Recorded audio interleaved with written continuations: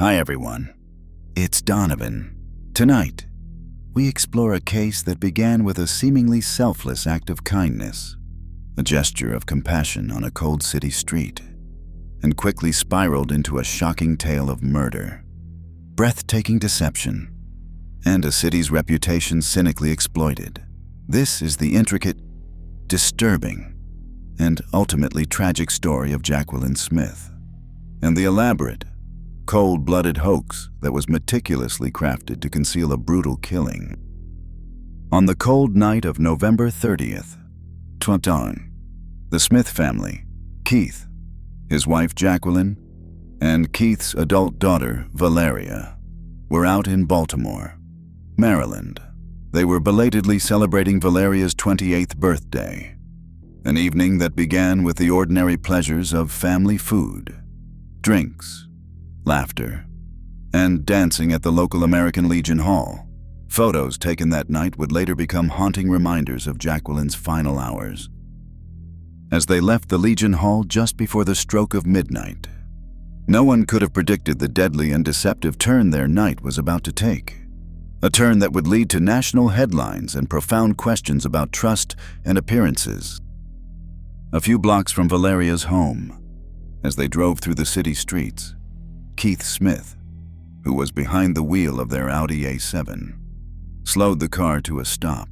His wife, 54-year-old Jacquelyn Smith, a kind-hearted and accomplished electrical engineer working for the Department of Defense, had spotted a woman on the street in the darkness.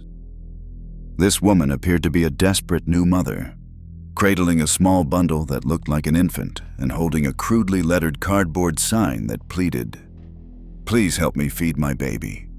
Jacquelyn, known among her friends and family for her profound generosity and strong Christian faith, felt an immediate, compassionate urge to help. According to the initial, highly dramatic, and widely publicized account that Keith Smith would later give to police, and then, with tearful conviction, to the media, this simple act of human charity proved to be Jacquelyn Smith's fatal mistake. As Keith rolled down the passenger side window for Jacquelyn to offer money to the seemingly destitute woman, an unknown man allegedly appeared as if from nowhere, alongside the panhandling woman. This man, Keith claimed, lunged aggressively into the car and viciously stabbed Jacquelyn multiple times before snatching her purse and a necklace from her lap, then fleeing into the night with his female accomplice. In the chaotic aftermath, Keith and Valeria, now witnesses to an apparent random act of savage street violence, rushed Jacquelyn to the nearby Johns Hopkins Hospital. The 911 call made by a frantic-sounding Keith Smith at 12:30 a.m. on December 1st painted a harrowing picture of a random, brutal street crime, a Good Samaritan punished for her kindness, despite the valiant efforts of medical personnel. Jacquelyn Smith succumbed to her devastating injuries, 5 stab wounds to her torso and a defensive cut to her lower right arm. She was pronounced dead before 1 a.m. that same night. In the immediate aftermath, a seemingly grief-stricken Keith and his daughter Valeria courageously faced the television cameras and reporters. Their story, a chilling warning to the citizens of Baltimore and, by extension, to compassionate people everywhere. Be careful who you trust, they urged, their voices heavy with apparent sorrow, because things are not always as they seem. They cautioned the public against blindly attempting to help those appearing desperate on the streets, as some individuals, they implied, could be dangerously deceptive. Law enforcement officials, based on this initial compelling account, echoed this sentiment, issuing public warnings about the potential dangers of engaging with panhandlers. The story resonated deeply, tapping into prevalent urban anxieties and fears about crime and homelessness.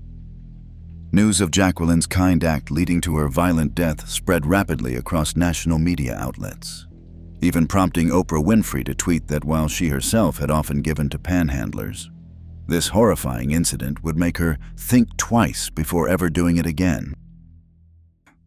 Descriptions of the two suspects, a man in his 30s with a goatee and the woman who had been asking for money, were widely circulated.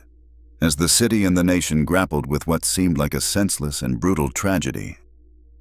However, as skilled homicide detectives from the Baltimore Police Department began their painstaking investigation, inconsistencies and troubling questions surrounding Keith and Valeria's dramatic story quickly began to emerge.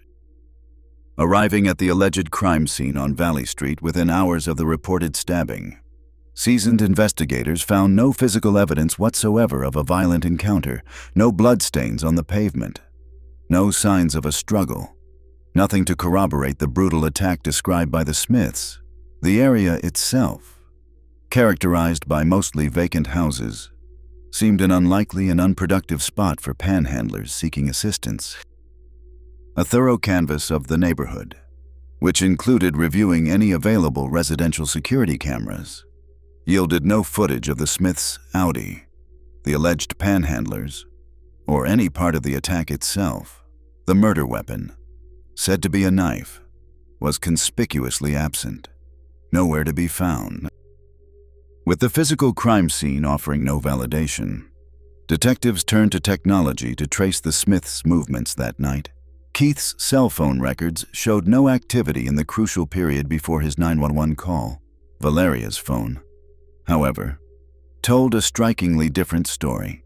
Its location data revealed that after leaving the American Legion Hall, the family had not driven south directly towards Valeria's home as they had claimed.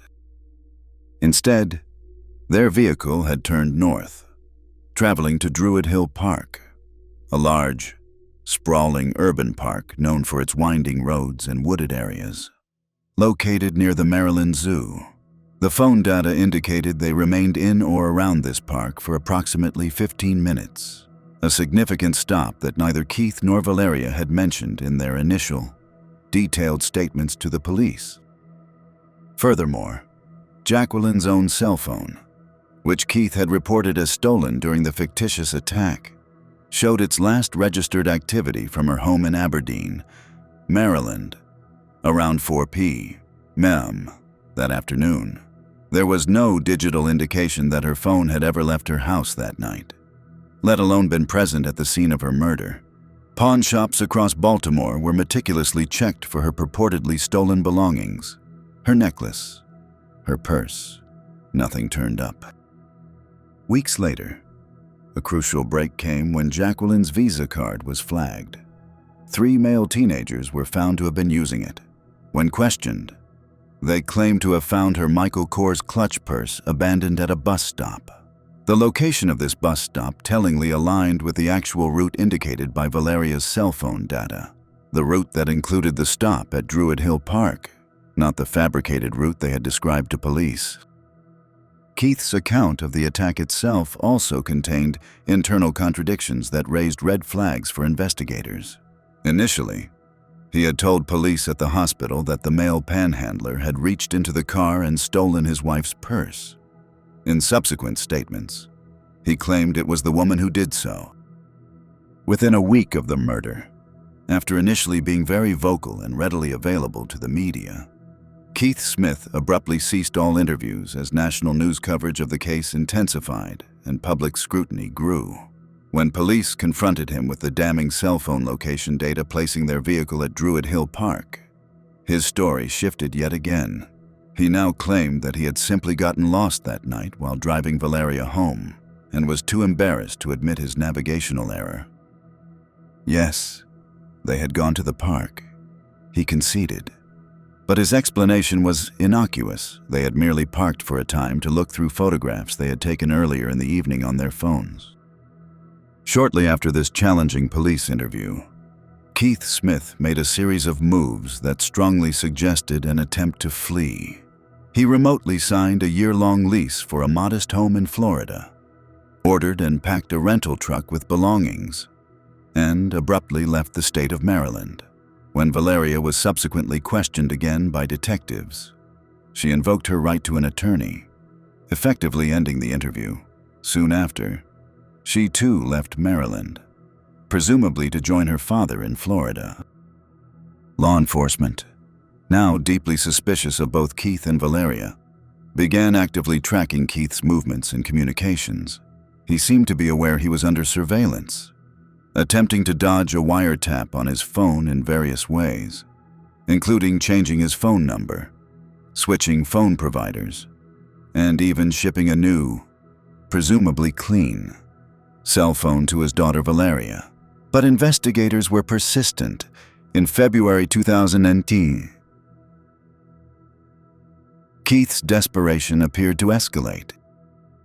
He attempted to book 2 separate international flights out of the country, one to Canada and a second, more tellingly, to Cuba. These attempts failed, however, because he did not hold a valid U.S. passport. Keith eventually deduced that he could potentially fly to the U.S. Virgin Islands by providing only a driver's license. While making these travel arrangements, his internet search history revealed he was also looking for information on how one might travel to Mexico without formally going through an official border crossing. On March 1st, 2019, Keith rented a car in Texas. This move, indicating a clear intent to reach the Mexican border, prompted an immediate and decisive response from law enforcement in Baltimore. An arrest warrant was issued for both Keith and his daughter, Valeria Smith, on March 3rd. The warrant explicitly stated that at the time of its writing, both suspects were believed to be approximately 20 minutes from the Mexican border. In an obvious attempt to flee prosecution for the first-degree murder of Jacquelyn Smith, they were apprehended by Texas law enforcement later that same day, their desperate escape plan foiled.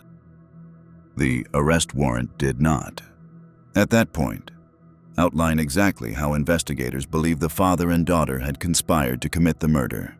Instead, it meticulously laid out the long series of lies, deceptions, and contradictions they had fed to detectives throughout the 3-month murder investigation, as well as the investigators' complete failure to turn up any evidence whatsoever supporting the panhandler story or any other suspects. But that was not all. The panhandler ruse, it turned out, was not the first plan Keith Smith had allegedly proposed to murder his wife. Investigators learned through a friend of Keith's own brother, Vic, that Keith had previously approached Vic, asking for help in getting rid of his wife, Jacquelyn. This disturbing request came after Jacquelyn, in the months leading up to her death, had spoken to Keith about wanting a divorce. This was not an outcome Keith desired. Instead, it appeared his primary motivation was to make a claim on her life insurance policy, on which he remained the sole beneficiary. True to this apparent motive, only 2 days after Jacquelyn's murder, Keith had contacted her employer, the Department of Defense, requesting the necessary paperwork to file the life insurance claim.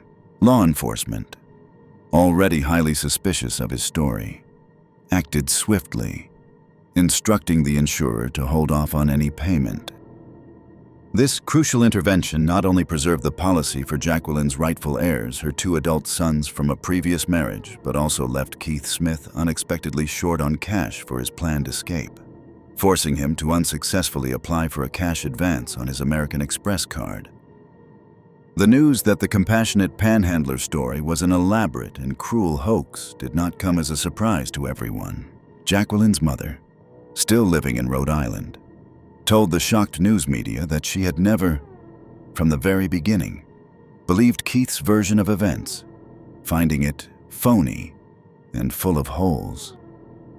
The Trevane family, Jacquelyn's biological family, reported that they had never been particularly close with Keith Smith, and it remains unclear if they were aware of his significant and violent criminal past 20 years prior. In December 1999, Keith had lost his job with FedEx, facing severe financial difficulties as a single father to Valeria, and reportedly having just discovered he was HIV positive.